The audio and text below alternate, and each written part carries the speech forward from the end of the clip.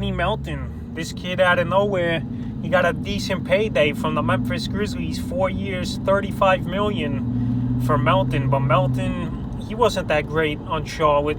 There was a lot of guys over there in Charlotte as well ahead of him. Malik Monk, Devontae Graham, obviously, Nicholas Batum. But now Melton, he lands with Grizzlies, but I don't think he's going to play much. But they did sign him to a decent contract for $8 million a year, pretty much, Melton got.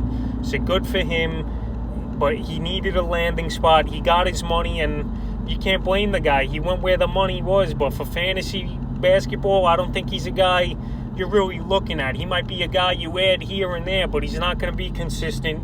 He's not going to be on your team much. They got Ja Morant there and a few other guys in that Memphis locker room and lineup, so he's not going to have value.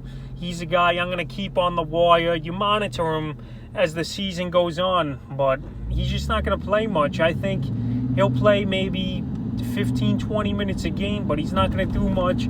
He can shoot a few threes. He'll help in the steals and assist categories, but he's a guy you only target in the deepest of leagues is Deanthony Melton. Last year, he had a few standout games for Charlotte, but in Memphis, you know, it's all about Ja Morant and Jaren Jackson over there. Those two guys, they're going to be the main vocal points, and they got a couple other decent role players there in Memphis. But for fantasy, Deanthony Melton, he's a guy I'm not excited about landing here.